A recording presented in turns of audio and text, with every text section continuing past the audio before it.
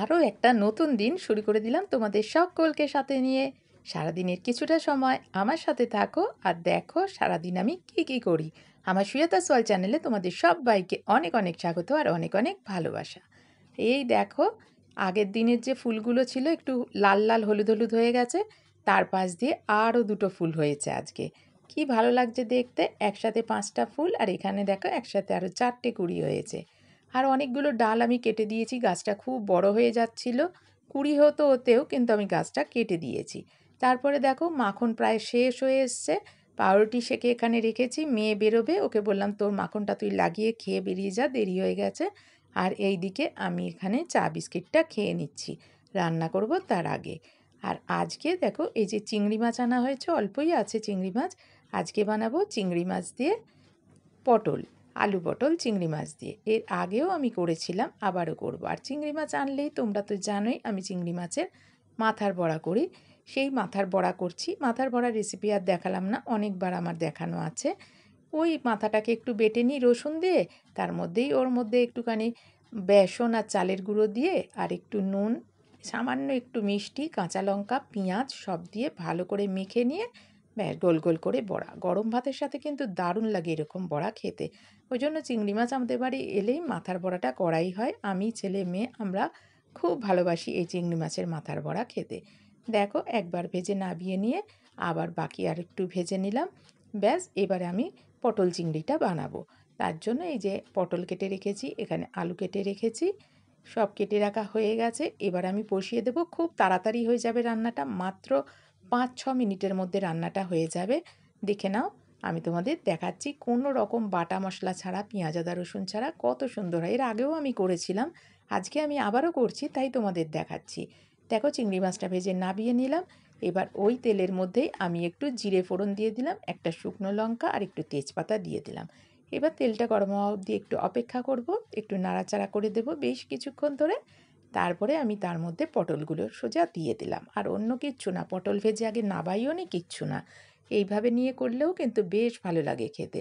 আগে ভেজে ভেজে বারবার করে আলু ভেজে পটল ভেজে নাবিয়ে রেখে তারপরে বসাতে গেলে অনেকটা তেল যায়, আর এই গরমে এত তেল মশলা খাওয়া তো একদম ভালো না। আর এখানে দেখো জিরে গুঁড়ো, ধনে গুঁড়ো, হলুদ গুঁড়ো আর সামান্য লঙ্কার গুঁড়ো আর কাশ্মীরি রেড চিলি পাউডার একসাথে আমি ওর মধ্যে রেখে দিয়েছি। এবার ওইটাকে জলে গুলে রেখে দেবো। আর এখানে একটু টমেটো আমি ভালো করে কুচিয়ে রেখে দিয়েছিলাম। পটলটা বেশ খানিকক্ষণ ভাজা ভাজা হওয়ার পর সেই টমেটোটা আমি এর ভেতর দিয়ে দিলাম। টমেটোটা দিয়ে আবার একটু ভাজা ভাজা করতে থাকলাম যতক্ষণ না পটলটা বেশ নরম হয়ে যায়, ভেজে একটু লাল লাল হয়ে যায়। নুন দিয়ে দিলাম পরিমাণ মতো, নুন দিয়ে আরও বেশ কিছুক্ষণ ধরে ভাজতে থাকলাম। এইবারে আমি এর মধ্যে আমি যে আলুটা রেখেছিলাম সেই ছোটো ছোটো করে কেটে আলুটা আমি সামান্য ভাপিয়ে রেখে দিয়েছিলাম, যাতে এটা তাড়াতাড়ি হয়ে যায়, কেন পটল তো নরম, এবার আলুটা সেদ্ধ হতেও টাইম লাগবে। সেই জন্য যাতে রান্নাটা খুব তাড়াতাড়ি হয়ে যায়, এই গরমে বেশিক্ষণ রান্নাঘরে থাকতে একদম ভালো লাগে না, তাই রান্নাটা যাতে তাড়াতাড়ি হয়ে যায় আলুটা আমি ভাপিয়েও রেখে দিয়েছিলাম। তারপরে দেখো একটু ভাজা ভাজা করে নেওয়ার পর আমি যে গুঁড়ো মশলাগুলো রেখেছিলাম, হলুদ গুঁড়ো, লঙ্কা গুঁড়ো, জিরে গুঁড়ো, ধনে গুঁড়ো, সেই মশলাটা আমি একটু জলে গুলে রেখে দিয়েছিলাম, গুঁড়ো মশলাটা সেটা আমি এর মধ্যে ঢেলে দিলাম। দিয়ে এবার ভালো করে বেশ কিছুক্ষণ ধরে ধরে নাড়াচাড়া করে করে কষতে থাকলাম। ভাজতে ভাজতে পটল অর্ধেক সেদ্ধ হয়ে গেছে, আলু তো সামান্য ভাপানোই ছিল। এবারে আমি উষ্ণ গরম জল এর মধ্যে দিয়ে দিলাম যাতে আরও তাড়াতাড়ি ফুটে যায়। দেখো আলু সেদ্ধ হয়ে গেছে, পটল ভাজতে ভাজতে হয়ে গেছে, গরম জল দিয়ে দিলাম তাতে তাড়াতাড়ি ফুটেও যাবে। রান্নাটা 5 মিনিটের মধ্যে খুব তাড়াতাড়ি হয়ে যায়। আর একদম মানে কোনো রকম গ্যাস অম্বল কিচ্ছু হবে না, একদম রিচ না, বুঝতেই পারছো পেঁয়াজ আদা রসুন কিচ্ছু পড়েনি এর মধ্যে। সামান্য কটা গুঁড়ো মশলা দিয়ে এইভাবে তোমরা একবার পটল চিংড়ি বানিয়ে দেখো, দারুণ লাগবে খেতে। এর আগেও বানিয়েছিলাম, তোমাদের দেখিয়েছি, একটু গরম মশলা গুঁড়ো দিয়ে দিলাম, দিয়ে আমি এবার নাবিয়ে ফেলবো।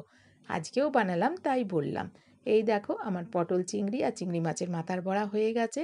ফ্রিজের ডাল, আমের টক সব কিছু রয়েছে, বার করে নেব। তারপরে একটু টিফিনটা খেয়ে নিই, পাউরুটিতে মাখন লাগিয়ে আবার একটু অল্প করে চা করে নিলাম। চলো এই আজকের টিফিন।